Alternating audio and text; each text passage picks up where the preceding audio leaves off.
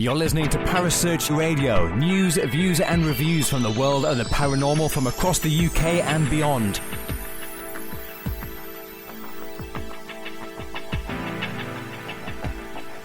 Find us on Facebook, Twitter and the World Wide Web. Parasearch UK Radio.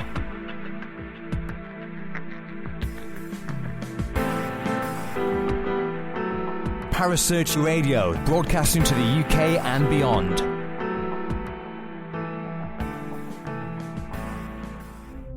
The views and opinions expressed by presenters and guests are their own and do not necessarily reflect the official policy or position of Parasearch Radio or its affiliates and sponsors. Listener discretion is advised.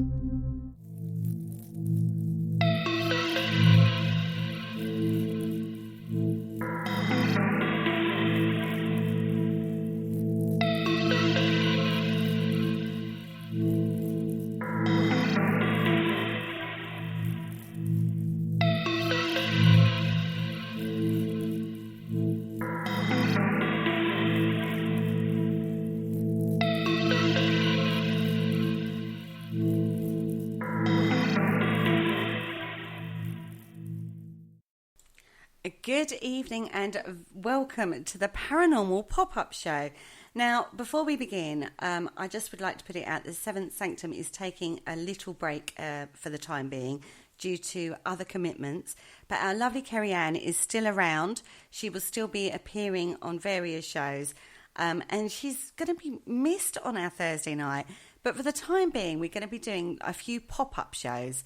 And tonight I am joined in the studio, live and kicking, by two lovely gentlemen. First up is one of our regular hosts, and that is Mr. Paul Rook. Good evening, Paul. Hello, how are you? I'm absolutely fine, thank you. And you? Yeah, not too bad. So when's these young, nice gentlemen turning up?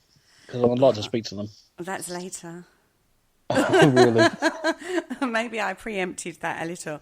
And the second person we've got on the show tonight is Mr. Ashley Knibb. Good evening, Ashley. Hiya. How are you?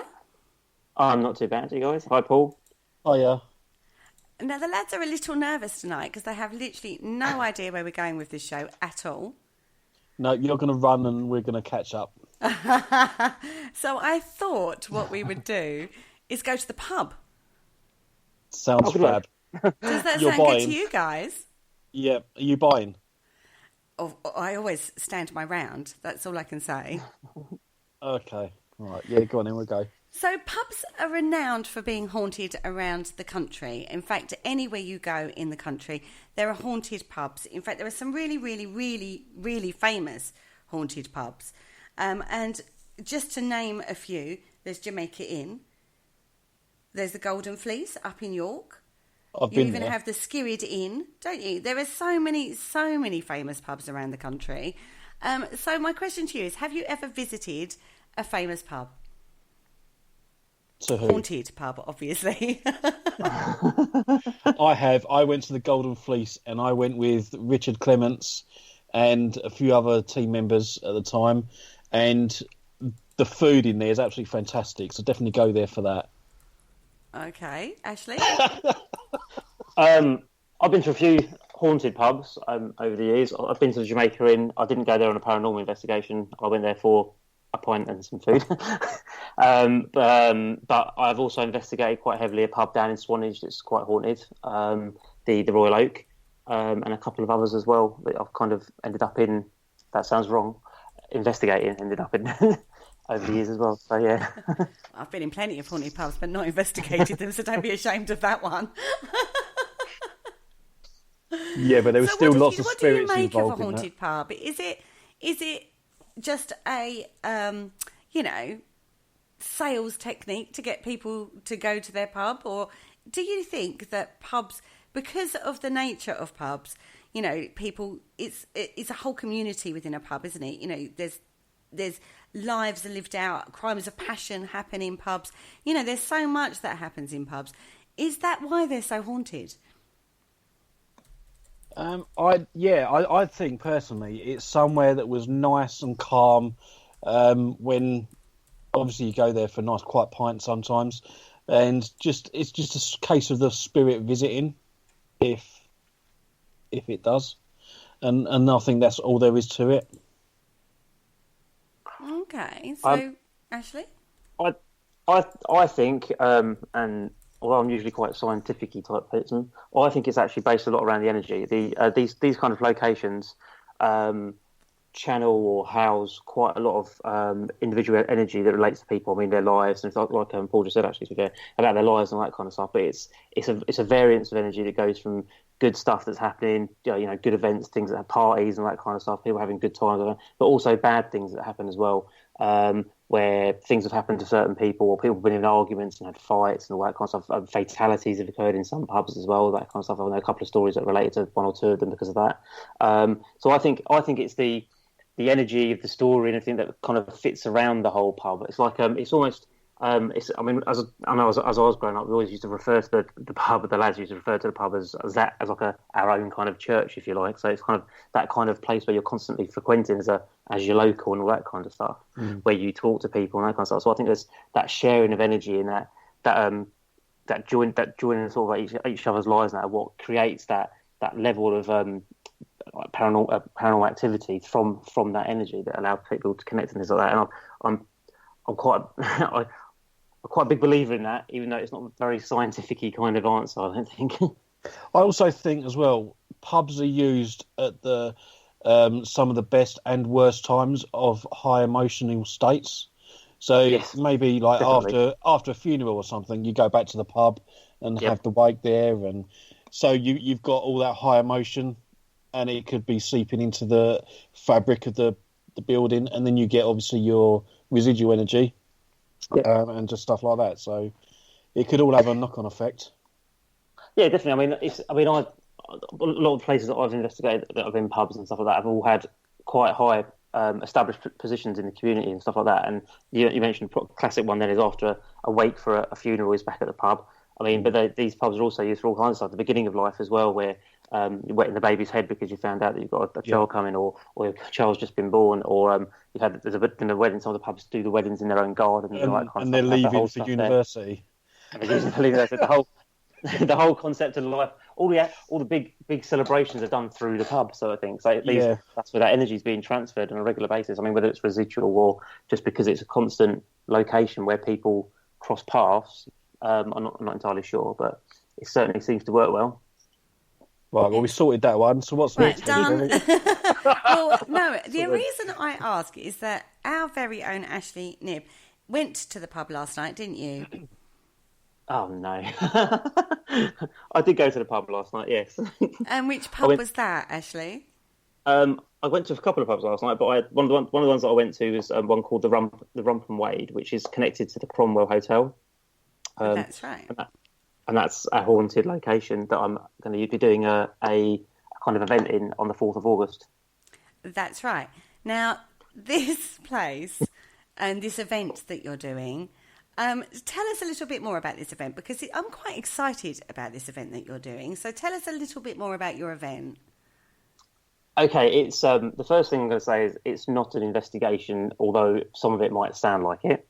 But what it is I've called it a paranormal dinner, and basically it's a 3-course meal in a hotel, so it's quite nice.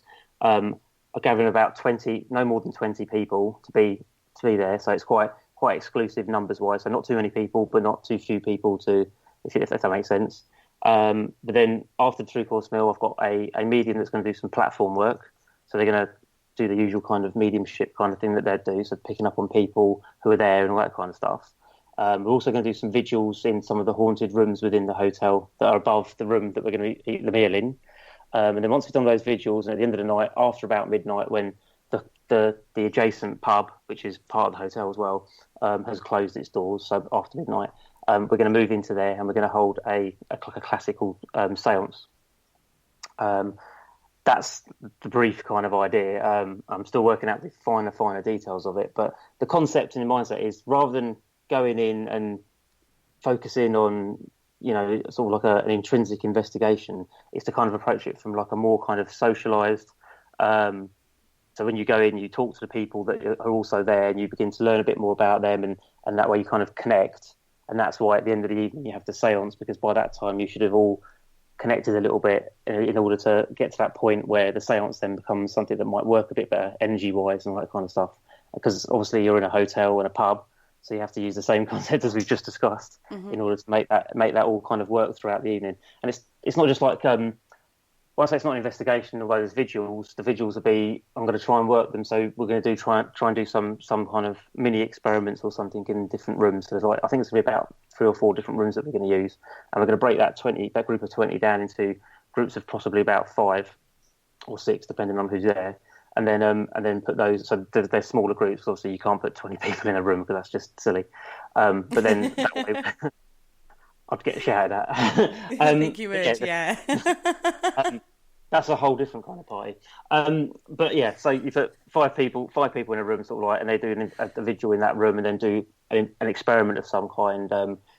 Things that are coming to mind that I haven't finalised yet, but things like a version of Gansfield or a Singapore theory kind of experiment, or something like things like those kind of things to try and drum up some activity and do bits and pieces like that. So it's kind of like an exercise like that. It's not going to be one that's nailed down to the rails. It's like you do an investigation where you turn up and you must do this and you must do that. It's going to be more sort of like getting to know people and socialising and discussing about the paranormal as well. So it's kind of quite...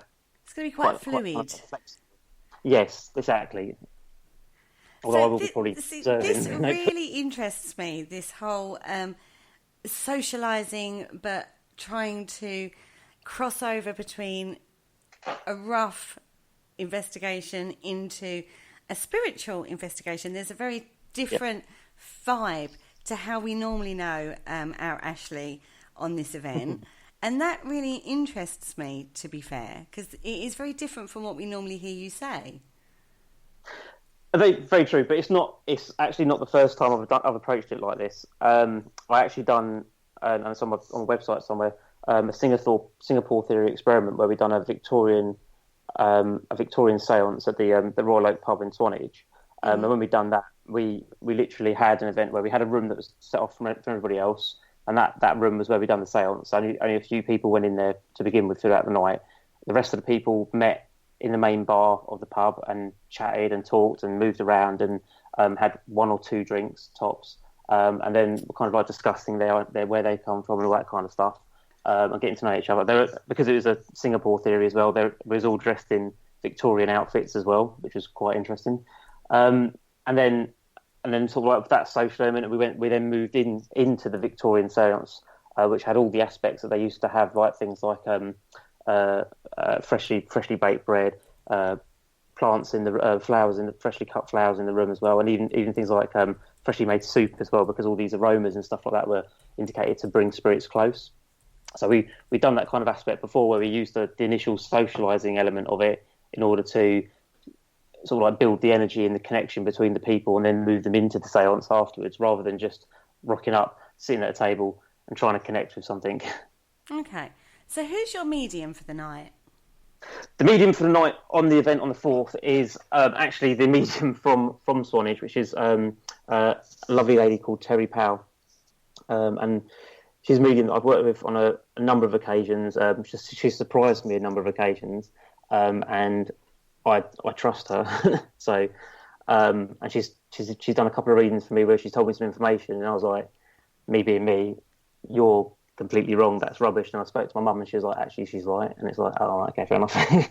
So she's quite. So when you get that kind of pseudo kind of what they call proxy information, it kind of throws me a bit, because it's like, I know you're wrong, and then someone else tells me actually they're completely right and you were wrong, and it's like, right, okay, there's no way they could have known that information. And that kind of bits and pieces kind of puts her up there in my book, and she is very good, to be fair.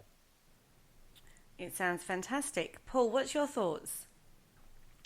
On what in particular? On the event that we're talking about, obviously. Well, yeah, I'm really interested in it, because I had some like a similar thought in regards to doing a Victorian séance and stuff, but I wanted to pick the Ragged School in London in particular, because I've been there and I've been there with mediums, and on both occasions I went there, they said that these spirits tend to hold back. It's almost like they're watching you to see what you're doing. Now, most people go in there with all their gadgets and the K2 meters and stuff like that, but I wanted to leave all that stuff at home and just go in with a Victorian memorabilia, basically, like with the bells and Ouija board and, you know, all the other bits and pieces they would have had on the tables when they'd sit around the table, and do a proper Victorian seance to see whether or not we could get those spirits to go, well, actually, I know what he's doing, so we'll go and interact a bit more. Yeah, so that's sort of the same sort of thing as what you're doing. So, yeah, I'll be interested in some of the results you get. Cool, well, before we go any further, we have got a few people in the chat room already, and I'm sure that the lads in the studio have already seen the comments.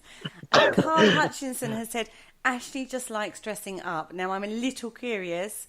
I'm not going to lie. Ashley, you like dressing up, apparently. He said he wouldn't tell anyone about this. This is terrible. Well,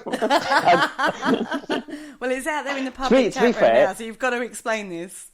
I'll put it out there. When I've done the Victorian seance, weirdly enough, I mean, we do these things in the paranormal, and you sometimes step outside the box and your comfort zone a little bit to try and understand a little bit about something that's a bit unknown.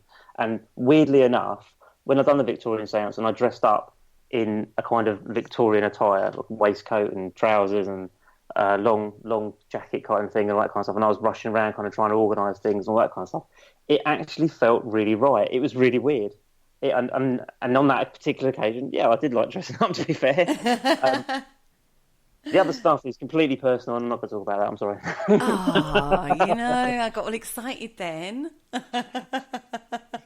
Well, it goes with your Wonder Woman outfit, doesn't it? Well, if we're talking Wonder Woman outfit, I'm rocking that look at the moment. That's all I can say. Anyway, let's go back to the seance part. Now, when you do the seance at this event, is it going to be a traditional Victorian type seance? It's going to be, well, I call it a classic. I mean, I don't think it'll be completely traditional in Victorian sense. Like, as I said, like the one we done at Swanage, where we had soup and bread and freshly cut flowers and all that kind of stuff, all those kind of elements. We may not be able to have access to all those kind of bits and pieces. I mean, I'm going to do the best I can to get it. And you have to remember as well that the seance element of it, we have to set up literally half an hour after the pub closes. Okay. Now, we could have done it in a different part of the building, but I particularly wanted to get the seance in part of the building that we hadn't have had access to for the whole night. Also, the fact that where we're going to do it is going to be in the Rump and Wade, which is a pub, and being that it's on a Friday night as well, I'm hoping that the energy left over from the night as well will still be in the room to help drive the whole thing. So it's kind of a tapping into what was there, hopefully, if it's a good night. So it's going to be a bit difficult to get all the elements in there from a Victorian seance, but hopefully we'll get what we can into it, and it'll get a fantastic experience for people that come along. It sounds like you're going to get an awful lot of evening for your money. So how much are your tickets? The tickets are £70 per person. Like I mentioned earlier, you get a 3-course meal, several vigils, a platform medium, a seance, and that runs from about 7 o'clock in the evening all the way through to 2 a.m. as well. Now, bearing in mind, guys, you can pay up to £50 for just an investigation at a location. I think that sounds a bit like a bargain to me. What do you think, Paul? You run events. Yeah, it's not a bad it does price, sound really is it? good. It's not at all. Especially when you're getting the obviously the medium night, and on top of that you've got your investigation and everything else, and and it's also very rare for a pub to let you in at 7 o'clock as well. No, the pub bit, you missed this bit, Paul. See, the pub bit's after the pub shuts. So you've got all that going on in the hotel, and then after the pub shuts, then we go into the pub, and then we do the seance in the pub. Oh, I must have been asleep for that bit. You should have nudged me. Come on. Oh, I'm sorry. No, to be fair, I think it sounds like a really, really great event. You know, and Thank you. I would definitely like to go. I'm not going to lie. Yeah, I would. Well, you're both more than welcome. You know you are. Well, being as we're advertising your event, I think maybe we should get a discount. I'll see what I can do. I do try, don't I? I do try, Paul. You can't deny. You push the limits, I'm telling you. But if you don't ask, you don't get. This is true. This is very true. Now, will the medium, Terry Powell, did you say her name was? Yes, I did, yeah. Okay, will she be running? Is she just a medium, or does she do transfiguration? No, on this occasion, she's a platform medium, does readings and that kind of thing, and because we've done the seance together and stuff like that, where she's led the seance before, I'm comfortable working with her. Unfortunately, I couldn't get the person that I'd worked with before, also from down there, that does transfiguration and also trance mediumship as well, on this occasion. But Terry's very, very good, so picking up stuff sometimes too good. So I think she'll fit the bill quite nicely. Okay, so will you be looking at like putting trumpets on the table and the usual seance paraphernalia that usually go onto the table? I may do, to be fair. I mean, I've not. I mean, obviously, I'm still trying to plan out the entire evening to make sure that I can get as much. Because the weird thing is, because I come from the same kind of background as an investigator and all that kind of stuff, and I look at things like this. I'm not usually someone who puts events together, because I'm not that experienced with doing events and that kind of stuff, and also I'm not. It's not something that I want to do on a regular basis. I've got far too much other stuff to do. So I want to try and put as much into there. I mean, the thing that we can't obviously guarantee is that a ghost will turn up and you'll see an apparition walk in front of you, or you'll have an amazing paranormal experience, because you just can't guarantee that. And I'd never stand here and say you're definitely going to get that when you come to this event, because I can't guarantee that. However, what I will try and do is try and put into the evening as much as I can to try and get you an excellent paranormal social night, if you like, but also an excellent night where you talk and experience different things to do with the paranormal, like investigating and doing different experiments and things like that, and also being part of a proper seance and experiencing the platform mediumship and all that kind of stuff as well. Damn good 3-course meal. Oh, it sounds good. Well, now, Paul, you regularly organise events, don't you? Yeah. And it can be really tricky getting the balance right, can't it? It can, absolutely. And, I do try and... see, I don't do the normal ghost hunt, as it were. I tend to sort of educate people a tiny bit on how to be a paranormal investigator, and then we give them the means to go and do that. And, so from that aspect, we do it more scientifically than a ghost hunt typical event would be. But yeah, to get the balance right, I mean, sometimes you get people that are really difficult to work with, and they can throw us off balance just as much as the event. It is difficult. So, have you done an event similar to like Ashley is trying to organise? Yeah, we done something a bit similar to that. We went to Fort Readout in Harwich. We actually done a sleepover, because people can take tents and camp out in the moat, which is all dried out, by the way. So yeah, people can camp in that bit. We also done a barbecue in the evening. We didn't have a medium, but we done the ghost hunt as well. So we had like a barbecue evening, then onto the ghost hunt and stuff. I have invited mediums in the past, but some mediums are really good doing stand-up stuff, but they're not so good when it comes to events, I've found. So you've got to pick the right medium for the right job.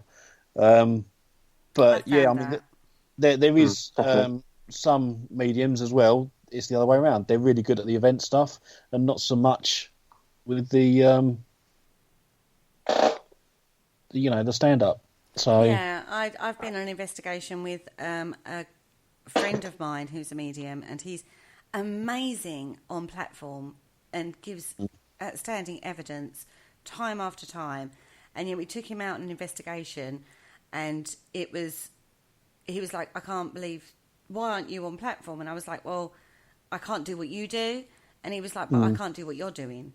And there was a complete difference in vibe between how we were working. And normally I can link in quite nicely to a medium, and I couldn't link into how he was working on an energy level. It's very difficult to explain it, but he was like, we was in the car coming home, and he was like, why don't you, do platform? And I was like, because I can't do it the way you do that.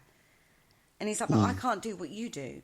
And I was like, is it just a way of learning that? Or is it, is it just a way of how you tune into the energy? Is it just about exactly how you've learned it? Yeah, and I know as well that there's mediums that work on different levels as well. So it's not just you'll have two mediums, for example, and they both pick up different things.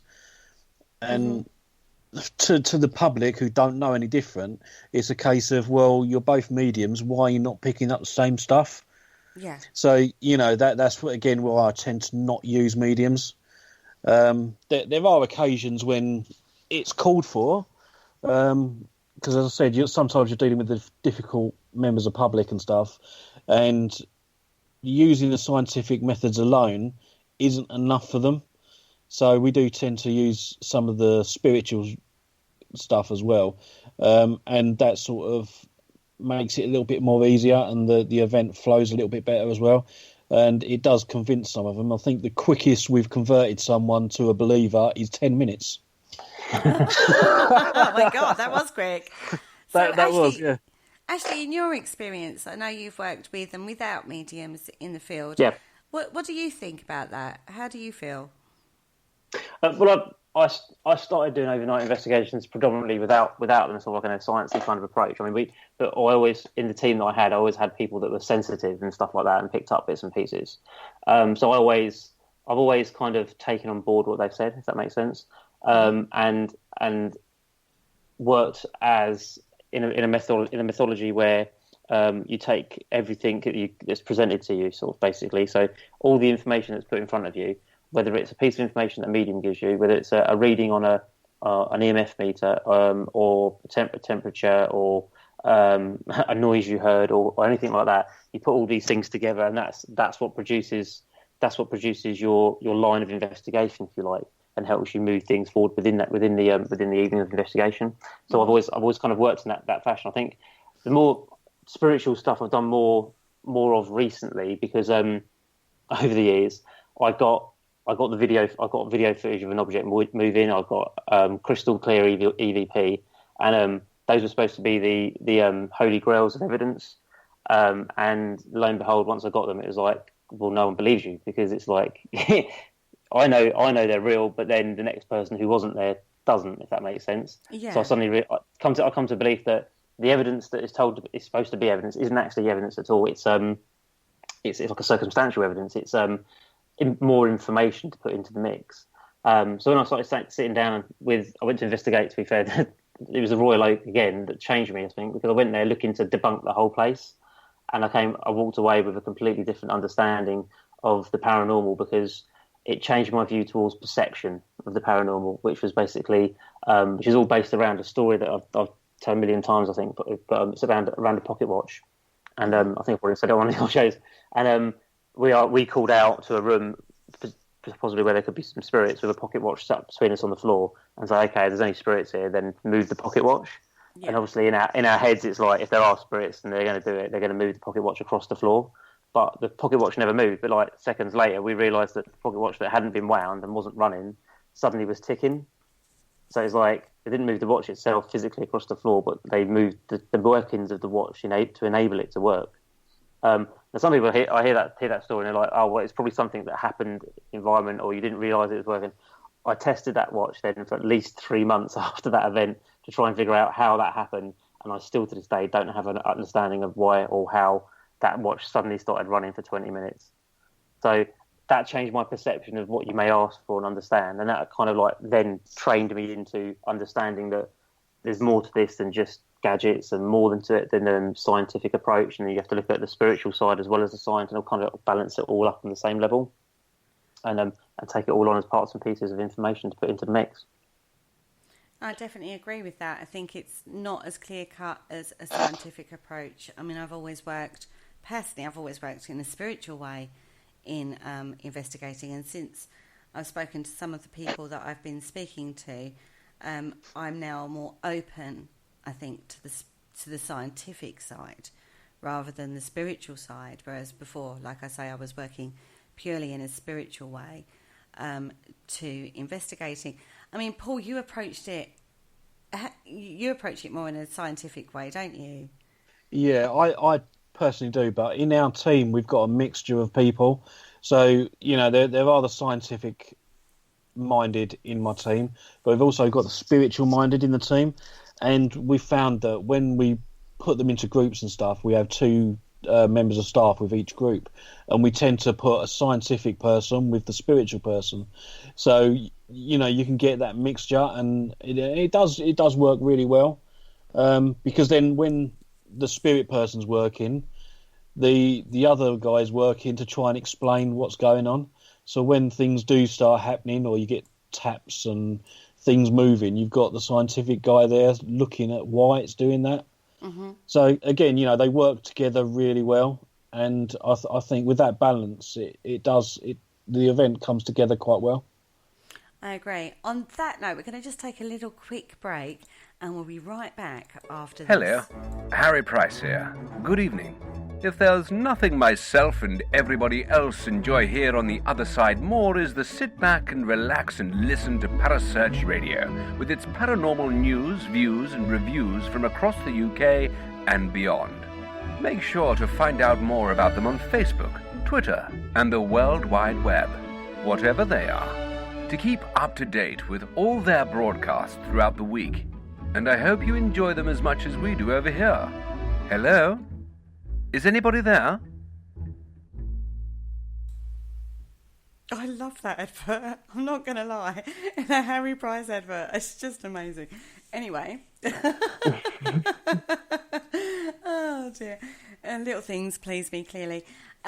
Okay, so before the break, we were talking about the spiritual and the scientific side in the field. And we seem to get quite focused on the scientific side when we're talking to various people on the show. So I thought it'd be interesting more to explore both sides tonight. So we're talking with Mr. Paul Rook and Mr. Ashley Knibb. They're both with me tonight. Now, before the break, we were talking about how we've all had experiences where we can't explain it. So from a scientific perspective, which has opened up a little bit into, a more spiritual answer, and from my perspective a more scientific answer, because I've always approached it from a spiritual side. So my next question to you guys is, the more you work in the paranormal field, do you think that you become more sensitive to spirit? Yes, I think you do. I mean, I've been noticing a lot of things a lot more than most of the times. So yeah, I do think you do become more sensitive to it. Yeah, I do. I really do believe that. So, Paul, are you starting to pick up on like emotions and feelings and energy when you're out investigating now than you used to? I do, yeah. I tend to like going somewhere, and when all the other teams are off in their investigation, I just like to go and find somewhere quite quiet and just absorb the energy of the building. And I find a lot more things happen to me when I'm doing that. So it's almost me putting myself in that energy and just sitting there and chilling, relaxing, and these things start. You get to hear noises more so. Okay, you can always put them down to like the heating going off or cooling down or something. But I went to a location, and I think it was in Margate, an old theatre there, and I sat in the auditorium and just sat there and just listened, and I heard what appeared to be the doors behind me opening and closing, and footsteps walking along the back of the room. So I got up to have a look to see what there was, and as I went up towards the back of the room, I walked through a cold spot, but it was almost like all the hairs on the back of my neck stood up, and I just got that chill.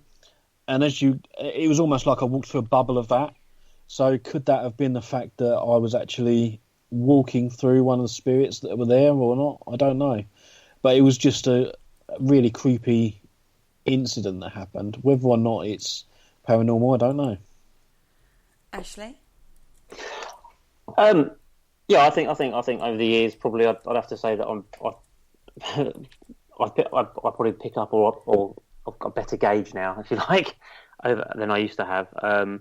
I certainly have what I feel, which is a weird thing to say because it doesn't even feel comfortable sort of saying it, is I have a better understanding of energy, if that makes sense, to the extent where sometimes when you sit in a circle or something like that and you're observing a circle work, and I can tell that some people sat in the wrong place because it's not flowing right. But also the same thing as what Paul said there is there's been notable situations where the atmosphere in an area has changed, the lighting, although you're in the dark, you get obviously your eyes adjust, don't they? Mm-hmm. But it gets darker and all that kind of stuff, and then the temperature may drop a little bit, and that's usually when something manifests or you get activity of some kind, and that's been experienced a number of times now, more recently since going like investigating overnight and all that kind of stuff. Being involved in these kind of things. I think really interesting was we done like a year where every other week we done a sit-in where we kind of tried to recreate the skull experiment on one occasion, and doing that was weird because part of the process in doing that is doing like guided meditation to start off with, and the first thing I noticed is as we done that more and more and more, people who weren't even like sensitive to start off with were beginning to pick up on things and mention things as well that they wouldn't have ever mentioned before.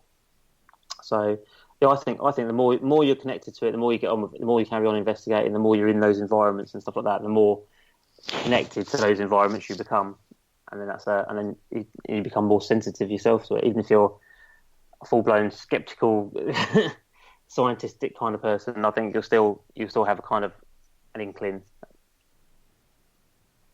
Oh, no, I do totally agree with you. I think the more you do it, and the more you become more aware, and you become more tuned in, I suppose, to atmosphere, and energy changes around you. I totally agree with that. Definitely. It's all gone really quiet. The lights have gone quiet. That's because you're leading. Oh, okay. okay. I'm not moving because my chair's been picked up in the chat room. They're all looking at the chat room. Well, like Kyla says, I think after a while being so deeply involved with the unexplained, you can develop a kind of empathy and more of an awareness of things around you. And I definitely think that's right.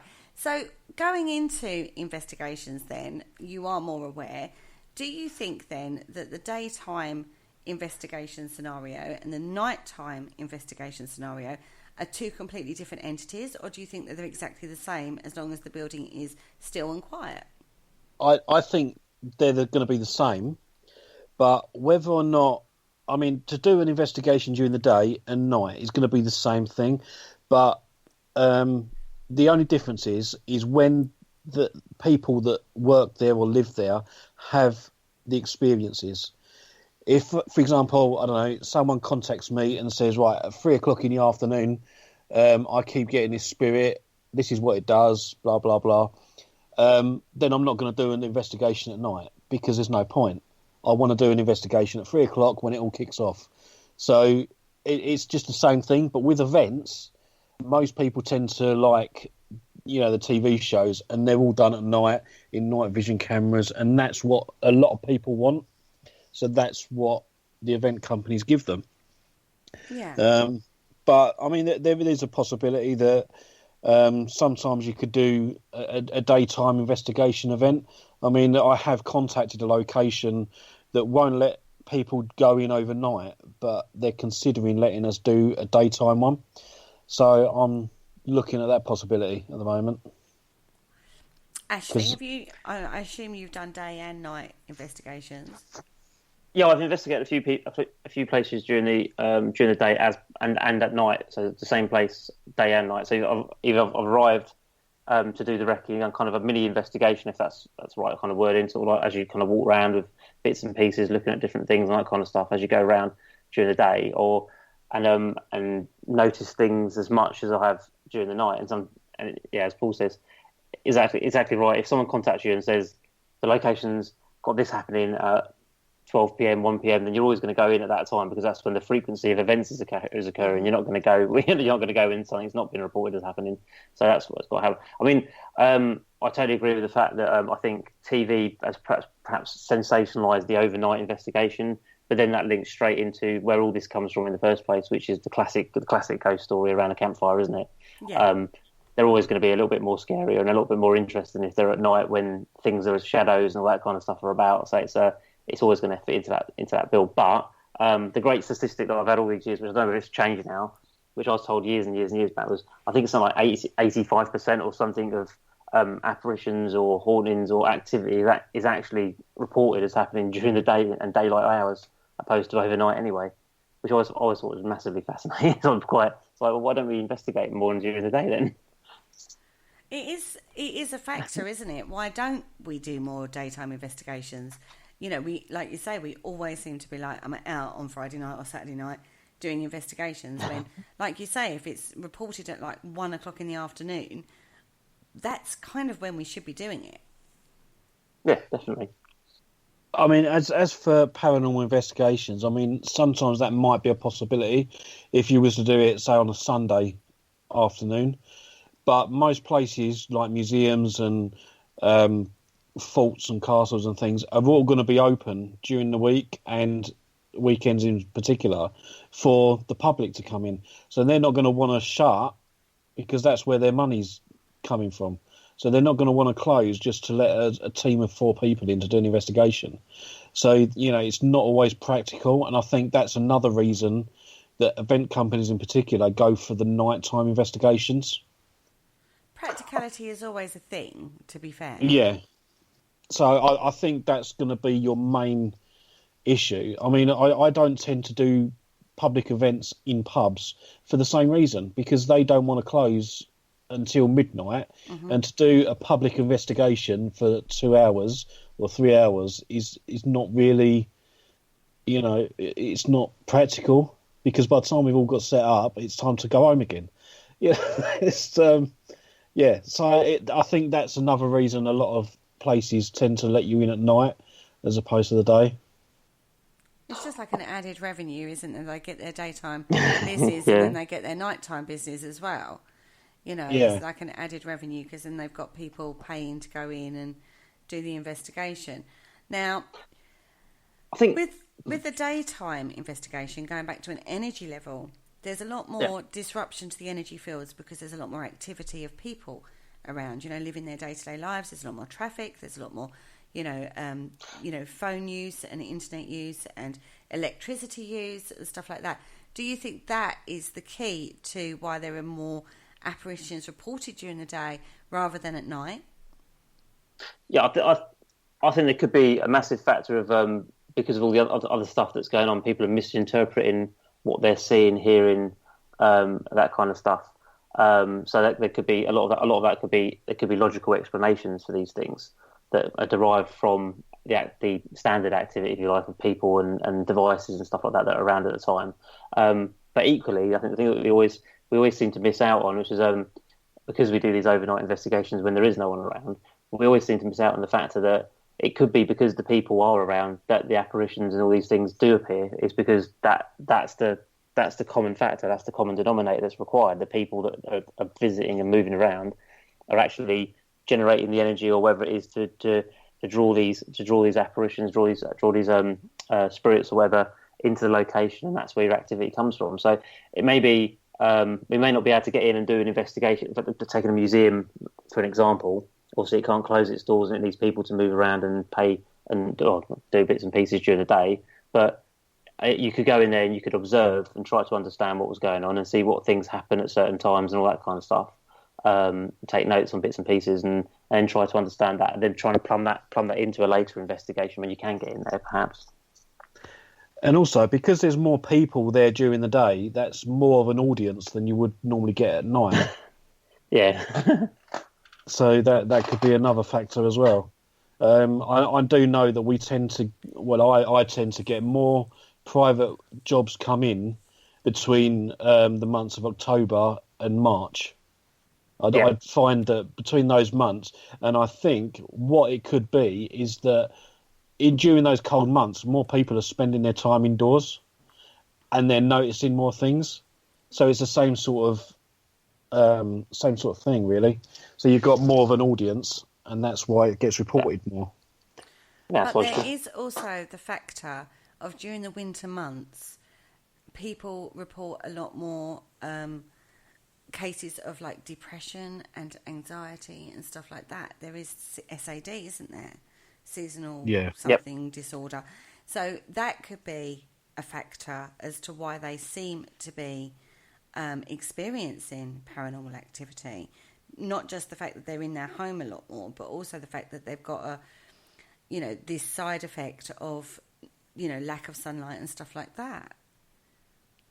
Yeah, I mean, the human body does need the sunlight. I think, isn't it vitamin E or D that they get from sunlight? And I do think that has an effect on the mental stability and stuff like that. So, I think that's why depression tends to kick in with people during those months. So then we go into the realm of, does your mind manifest this, manifest activity? Sorry, Andy, thank you. It's seasonal adjustment disorder.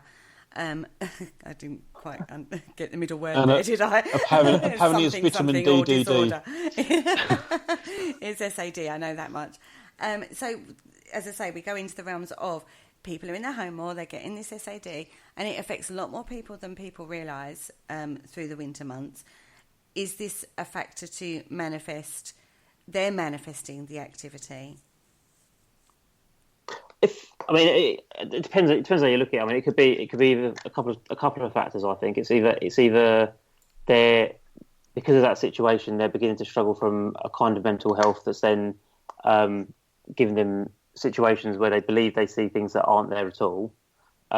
Or the other variance on that is it's still a psychological based thing, if you want, like a telepathy kind of based thing, but because they're inside more and they're more with themselves and all that kind of stuff, they're actually going within themselves more, so they're actually becoming more sensitive to spirit perhaps, and then they're picking up more, or they're connecting with things more and all that kind of stuff, or pulling information in more from in a telepathic kind of realm. So you've got the possibility that it could be psychological and they're suffering from like SAD or a mental disorder that's making them depressed or something like that, and then that's factoring in them to think they're seeing things there that aren't there. Or you've got a possibility that it's actually making them more heightened in that sense, because they're not out and about connecting with people. They're becoming more in tuned, if you like.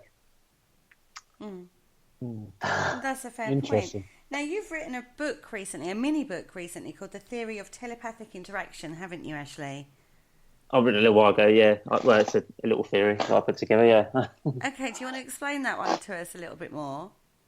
Basically, the idea behind the theory of telepathic interaction is the idea was to come up with a way to use like pictograms or ideograms in order to map out telepathic interaction or the connection with a spirit or something like from a medium and stuff like that. So you can take like a group sitting there, mediums connected to spirit, and then you can use these ideograms to map it out and then try and understand the most important thing to me at the moment is like the source of the information, where it's coming from. Is it coming from a spirit, or is it information that the medium's not picking up from spirit but picking up from, say, the mind of others and stuff like that, which is where the collective consciousness or collective unconsciousness, as Young called it, comes into play and all that kind of stuff.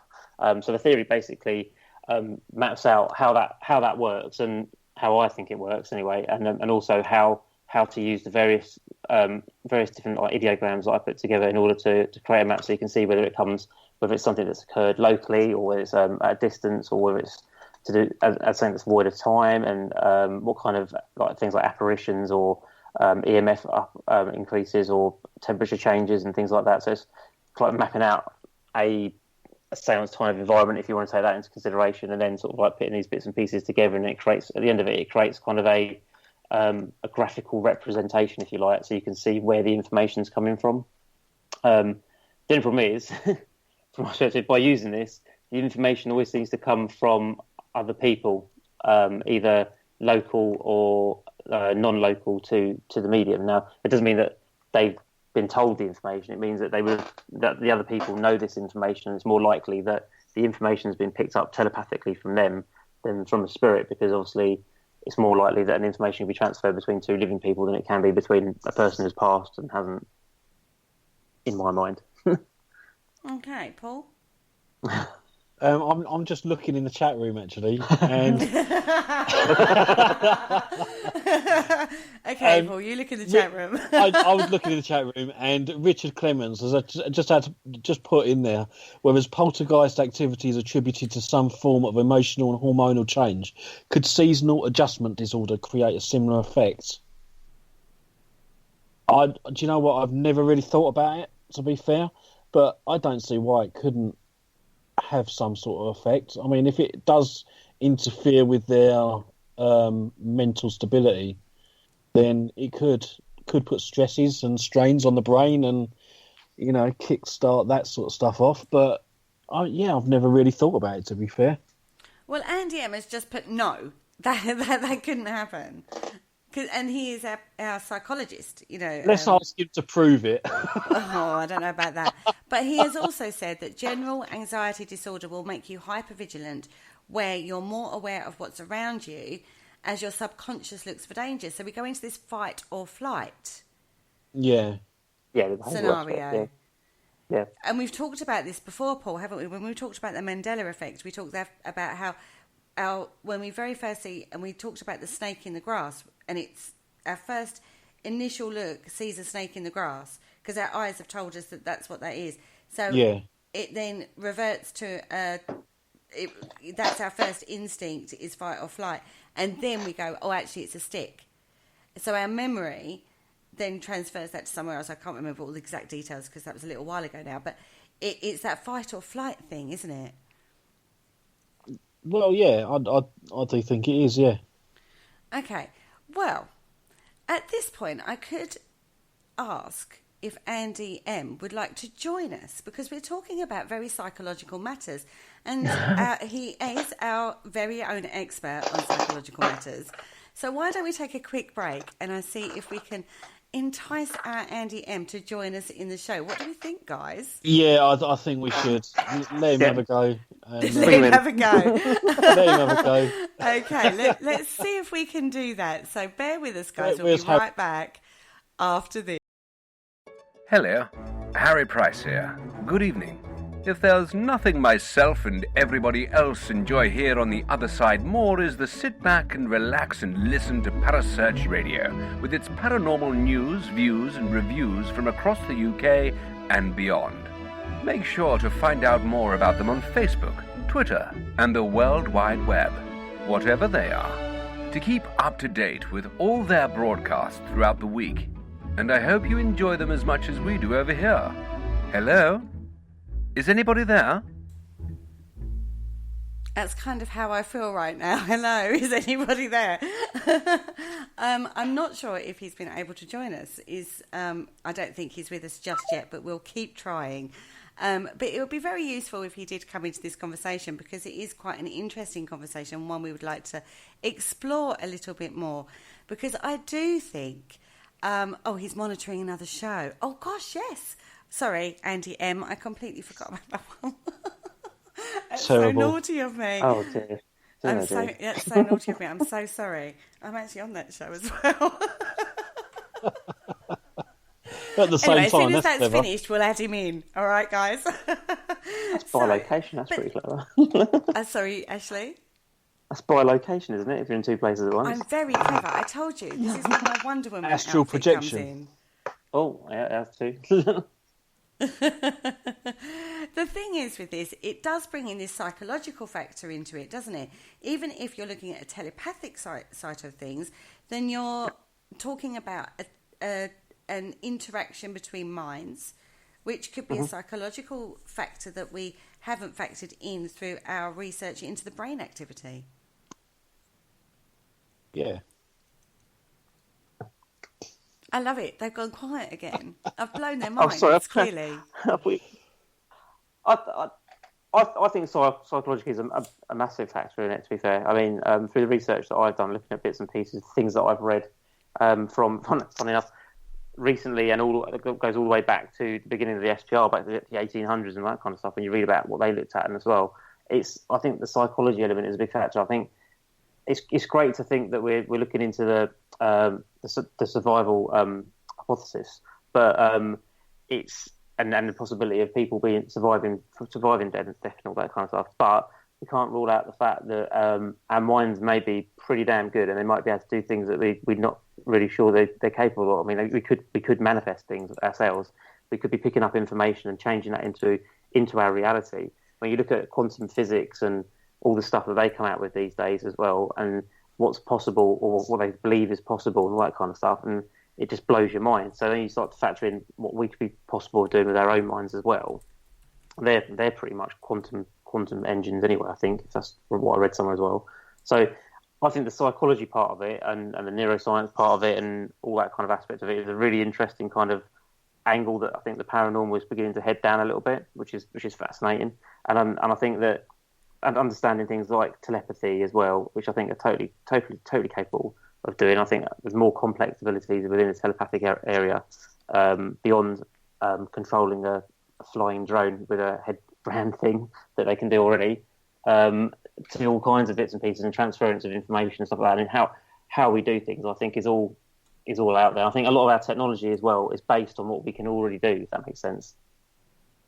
Yeah, I think, isn't it something like we use 10% of our brain anyway, so that does leave a lot of the brain power to go to waste. So what does it actually do? And I think that's, as you said, a lot of people are now thinking towards telepathy and things to do with the mind, and that sort of brings into play the parapsychology, because the parapsychology is literally the study of the mind almost. It's not necessarily all to do with ghosts and stuff. It's things like telekinesis and all the power of the mind stuff. That's it. One of the experiments that I do used to do on a regular occasion, and probably will do, is like a variation of the Gansfield experiment, which I've done out in the field in investigations and stuff like that. But that's been done a load of times in laboratory sort of conditions, and I believe it's had on many occasions above chance rating. So it means that obviously what they can do is they can transfer information from one person to another, simple information. But it proves, in my mind, the amount that I've seen, although some scientists still reject it, I think they've proven through that experiment alone that telepathy is definitely possible. And that's also coupled by some of the people that launched into conspiracy theory a little bit now. Some of the people that worked on the Stargate project, which is all the remote viewing project and all that kind of stuff by the CIA back in the 70s through to the 90s. I think I'm just trying to think of some names now. Russell Targ, that's the one. He pioneered quite bits and pieces to do that, and sort of like understanding of all that remote viewing kind of aspect of stuff. And that kind of fascinates me as well, because a lot of that kind of gets shoved to the side when people are out investigating ghosts. But when you start to plumb in aspects of that and other bits and pieces and other research from parapsychology and stuff like that into it, and you sort of cross reference it, if you like, you begin to see a lot of similes. And it's the same with like psychology, quantum physics. So quantum physics is a brilliant one, because a lot of stuff when you read about quantum physics ties bang into a lot of stuff you hear about in the paranormal. Entanglement is a perfect one. Two things that are joined across any distance at any time, but still we change one and it changes the other. It's just like it sounds like it's written for the paranormal. So I don't understand how people can't rule it out. Okay, so Carl Hutchinson is in the chat room, and he said, what are your views that you can project things onto EVPs? Going a little bit back to in mind, what our minds can do. Can we do that? I mean, I know you've done an experiment recently with Brian J. Cano. Yes, I was there and witnessed it, and I can't discount the fact that there was a load of us sat around a table, and we projected it with the intention. The intention was to project over the course of 60 seconds, of course, as well. The intention was just to project a single word. The intention was to project that word onto a single device in a particular area. And at the end of the 60 seconds, we played it back, and 50 seconds into that recording, the word was clear. I mean, some people said they heard it before that, but I heard the word clearly about 52, 54 seconds into that recording. And oddly enough as well, it was on his digital voice recorder, and also the one close to it. But I had mine going, and a lot of people had theirs going as well, but nobody else seemed to have picked up that word.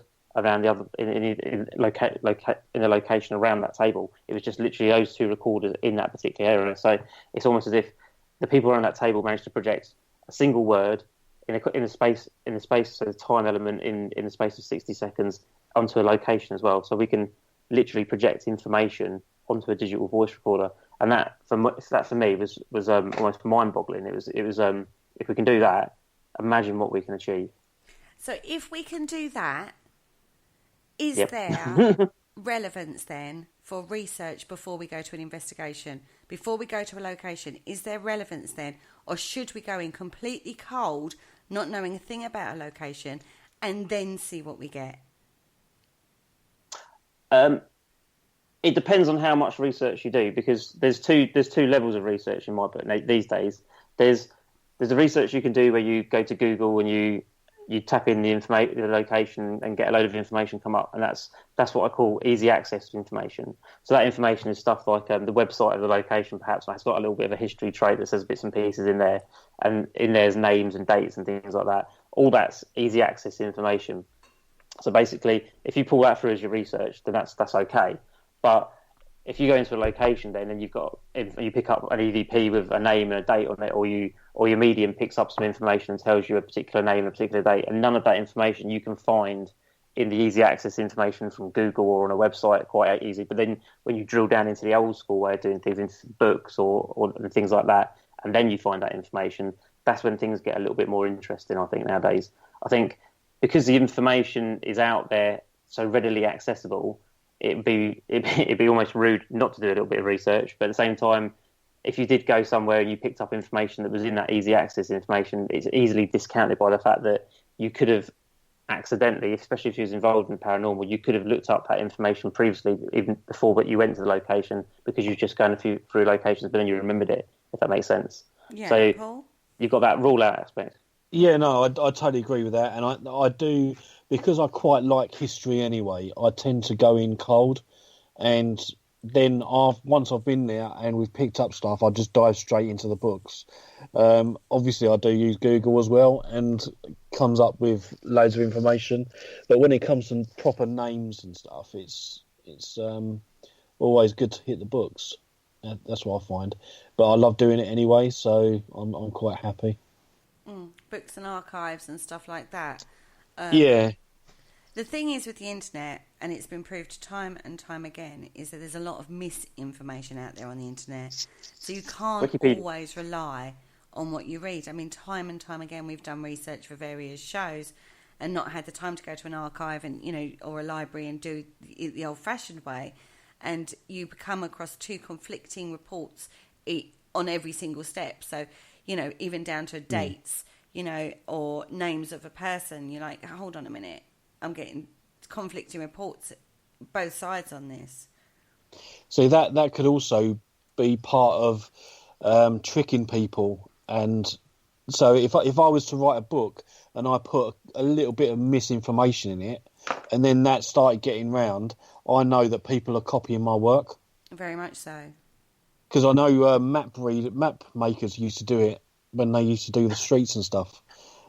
They used to put in a street that didn't exist. Mm-hmm. So they knew it was their map. So if anyone come up and said, look, this is a map I got and their streets on it, they know that it's, it's copied from their work. Mm-hmm. No, I agree. I've read a book written, I'm not going to divulge, but I know that there was a book and I queried something and it was admitted and misinformation was put into the book purely for that reason. Mm. Yes, I mean, there is loads of places you can find it and find the right information, but you've just got to dig for some of it. You do, but do we always need to do that before we go to a location to investigate is really the point. I like doing them afterwards. You like doing it afterwards, Ashley? Yeah. To be fair, when I first started, the way I used to do investigating, I used to pre-plan a lot of things, as you know me. So I used to do a lot of the research prior to the investigation. However, that said, I've worked with some different people more recently and stuff like that, and I'd probably do a brief bit of information sort of gathering beforehand, but detailed historical information and research and that kind of stuff, I'll probably now do on the back end. Once I've investigated the location to see things tie in and that kind of stuff as well, because I think it's not so much misleading, but I think it can defocus you as well, because if you go in with less information, you seem to follow what's presented to you on the night. Whereas if you go in with lots and lots of information, you kind of get in your mind where you want to take the investigation, because you've got a particular person or something that you found in a timeline to do with the place, and you think, I'm going to try and find out about that person and wonder if they're here. And then you find that you do an EVP session and you'll start calling out to that person and stuff like that, and you're kind of tarnishing then your approach. And I didn't realise that until not quite recently, when people were doing investigations, and it kind of made sense to me. It's like, okay, fair enough. If we leave that off and come back to the research, the detailed research with timelines and names and dates and all that kind of stuff after the fact, then it ties in a lot better than it does if you do it beforehand, I think. So after now. Okay. Well, we're actually running over time. I know. Oh, that's a shame, isn't it? That's your fault. I know, it's always my fault. I always like to, me and talking. Right, well, I think this is probably a good point to wrap up tonight's show, being as our Andy M is tied up elsewhere. Otherwise, we would have gone on longer. So I'm blaming Andy M on this one. Anyway, thank you so much for joining me tonight, Paul and Ashley. Now, before we go, Ashley, yes, where can we find out details for the event we spoke about at the beginning of the show? The event is an event on my Facebook page, and I'm going to look to put out a blog post on my website, ashleynibb.com, very soon, with the link into that and all that kind of stuff in it, so you'll be able to find it from there. If anyone wants to know anything about it, they can message me and I'll send them the information as well. I'm obviously on Facebook and Twitter and all that kind of stuff. On Twitter, I'm at Ashley Knibb as well, so easy to find. Okay, that's fine. And we said the tickets are only £70, which for what you're going to get on the night sounds like an absolute bargain. And it is an exclusive event. There are only 20 tickets. So if you want one, then I suggest you get in quick, because I think once people start getting it, it's going to fly. Absolutely. Definitely on that one. Now, the other thing is you have some mini books that you have written, and you can also find those on ashleynibb.com. They're very reasonably priced. So go along and check those out, and you'll be able to buy these little mini books and read about some of Ash's investigations and his theories, which are always interesting. Now, this weekend, Paul, we have quite a little event going on ourselves, don't we? We do indeed. It's going to be good this weekend, isn't it? It is. Of course it is. I'm going. And I'm going. Well, it'd be amazing then, wouldn't it? Now, we're not going to tell you too much about this, but all I can say is keep an eye on the Parasearch Radio page for further details, because it's going to be something just a little bit special from the Parasearch Radio team. So keep your eyes open on that one, guys, and we will fill you in a little bit more as details become clearer. But it's going to be something very, very special this weekend. Anyway, on that note, we're going to leave it there for you guys. Thank you so much for joining me, lads. You're welcome. My pleasure. Okay, and on that note, everybody, good night. We hope you enjoyed the show. Good night. Thank you for listening. Don't forget to join us for more shows throughout the week. Find us on Facebook, Twitter, and the World Wide Web to keep up to date with all the shows right here on Parasearch Radio.